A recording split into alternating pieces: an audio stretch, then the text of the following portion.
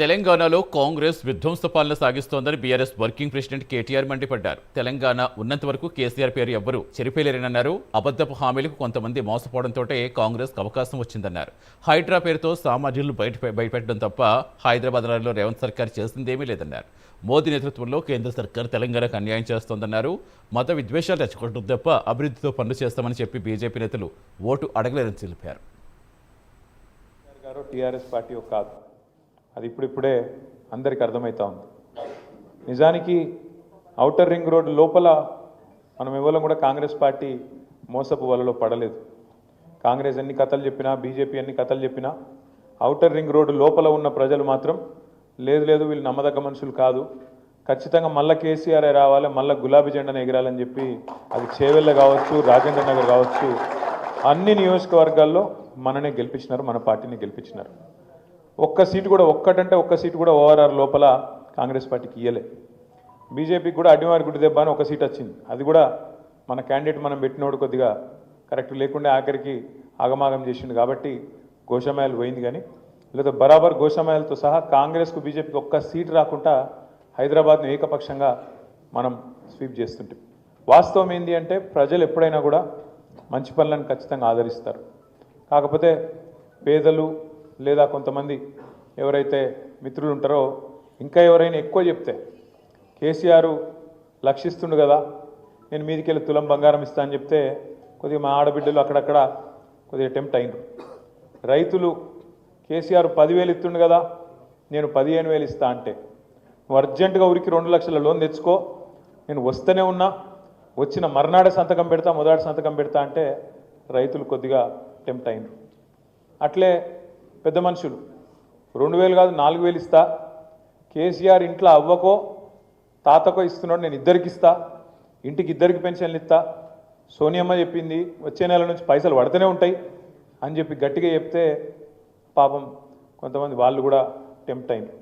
అట్లాగే నేను రాగానే మొదటి సంవత్సరంలోనే 2 లక్షల ఉద్యోగాలు నింపుతా అని చెప్పగానే రాహుల్ గాంధీ వచ్చి అశోక్ నగర్ ఛాయ్ హోటల్ కాడ కూర్చొని ఛాయ్ దాక్కుంటా పోజులు కొట్టుకుంటూ చెప్పగానే మనం ఇచ్చిన 1,60,000 ఉద్యోగాలు మర్చిపోయారు, ఆయన మొదటి సంవత్సరమే 2 లక్షల ఉద్యోగాలు ఇస్తారట అని చెప్పి పిల్లలు కూడా కొంత టెంప్ట్ అయినారు. సంస్కారవంతమైన ప్రభుత్వం అంటే అట్లా ప్రవర్తిస్తుంది. మనం 10 ఏళ్ళు ఉన్నాం ప్రభుత్వంలో, కానీ ఎన్నడూ నీ ఆనవాళ్ళు దురిచేస్తా, నేను ఇది చేస్తా, చెరిపేస్తా అనలే. ఆనవాళ్ళు దురిపేసుడు అంటే అది ఎప్పటి అనాగరిక రాజుల కాలం నాటి కథ.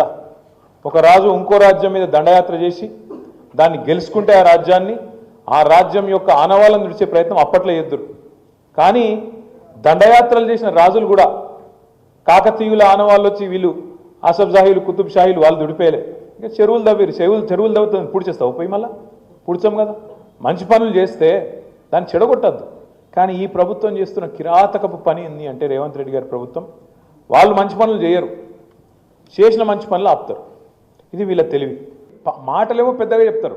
హైడ్రా ఏంద్రాబాయ్, హైడ్రా అంటే హైడ్రాతోని ఆస్తులు కాపాడుతాం. ఎవరి ఆస్తులు కాపాడుతావు? హైడ్రాతోని ఆస్తులు కాపాడుతాం. ఎవరి ఆస్తులు కాపాడుతారంటే పక్కా కాపాడుతారు.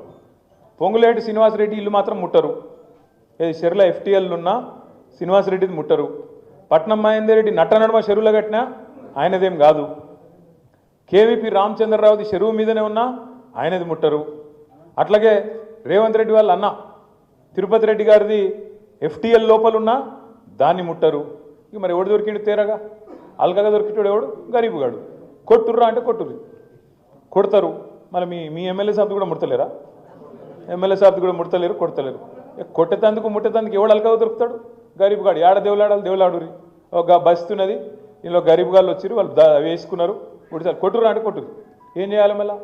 కింద మళ్ళీ ఎవరికో లాంచాలు, రకరకాల కథలు, కార్యక్రమాలు మీకు అన్నీ తెలుసు. నెగిటివ్ పనులేనా? పాజిటివ్ పనులు చేసేదేం లేదా? 24 గంటలు ఏది గులగొట్టాలి, ఏది రద్దు చేయాలి. మనం ఇక్కడ షేర్లింగంపల్లి నియోజకవర్గంలో ఇక్కడ మైండ్ స్పేస్ అని మొత్తం IT ఏరియా అంతా ఉంటుంది. ఆంచెల్లి సీదా శంషాబాద్ ఎయిర్పోర్ట్కు మరి ఎయిర్పోర్ట్ ఎక్స్ప్రెస్ అని పెట్టినాం. రేవంత్ రెడ్డి గారు రాగానే తీసుకున్న మొదటి నిర్ణయం ఎయిర్పోర్ట్ ఎక్స్ప్రెస్ రద్దు, మొత్తం మీరు ఆయన దగ్గర మీకెళ్ళే పోతుంది. నేను అడిగిన ఎందుకు అని, ఏం లేదు అందులో మీ భూములు ఉన్నాయట మధ్యలో, ఇది నాయట, ఉంటే ఎక్కడో చెప్పురా పోయి నేనే తిరుగుతున్నా, నాకే తెలియదు, ఉంటే నాకు చెప్పని నేనన్నా. నేను అడిగిన మెట్రోలో ఫోన్ చేసి అడిగిన ఏం పుట్టింది ఆయనకు టెండర్ కూడా అయిపోయి కొబ్బరికాయ మేము సార్ వచ్చి శంకుస్థాపన చేసే 2 ఏళ్ళలో ఒడిచిపోతుంది, ఎందుకంటే ల్యాండ్ ఎక్విజిషన్ కూడా లేదు. సీదా మంచిగా ఆ రింగ్ రోడ్ ఎంబడే అప్పుడు రాజశేఖర రెడ్డి గారి టైంలో దానిలో కారిడార్ పెట్టిర్రు మంచిగా. అందుకే కాటు పెట్టినాం, తక్కువ ఖర్చుతోని మంచిగా సౌలభ్యం అయిపోతుంది.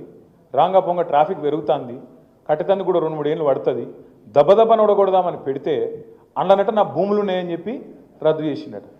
అంటే ఇక మరి తొవ్వెంబడి ఉన్న వాళ్ళ భూములన్నీ సంగతి ఏంటి? మరి ఇప్పుడు కాంగ్రెస్లో భూములు కూడా తీద్దామని లేని ఉన్నాయి.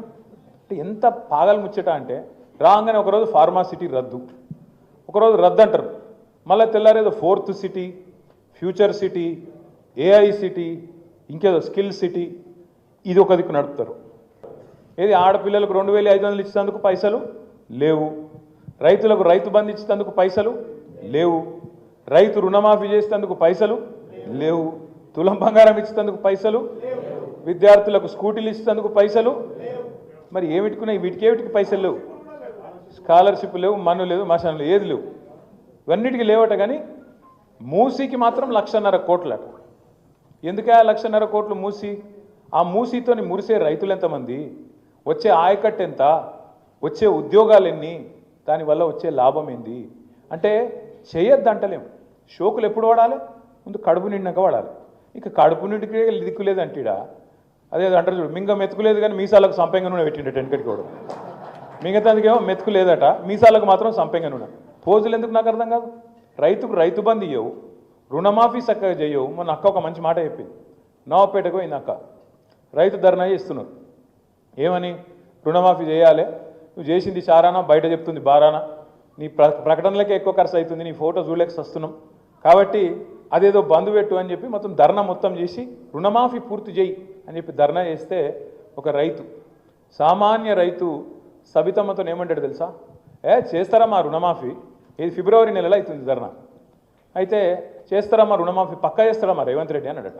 ఎప్పుడు చేస్తాడే అన్నదట. ఏముందమ్మా ఫిబ్రవరి 31 ఉంది కదా, అందులో చేస్తాడు, లోపల అయిపోతుంది. అంటే ఎంత దగాకోరు, ఎంత బట్టెవాజ్ ప్రభుత్వం ఇది అనేది ఒక సామాన్య రైతుకు కూడా నవాపేటలో కూడా అర్థమైంది. ఫిబ్రవరిలో 31 ఉంటుంది, అయితే మీరు ఎవరైనా మోసపోయారు. అది రాదు, ఇది కాదు, గట్లా ఫిబ్రవరి 31 రాదు, రేవంత్ రెడ్డి రుణమాఫీ కాదు. రేవంత్ రెడ్డి గారి నాయకత్వంలో తెలంగాణ ఎట్లా వెనుకపోతుందో బడేబాయ్ మోడీ నాయకత్వంలో కూడా వెనుకకు పోతూనే ఉన్నది తప్ప ముంగట పడ్డదైతే కొత్తగా ఏం లేదు.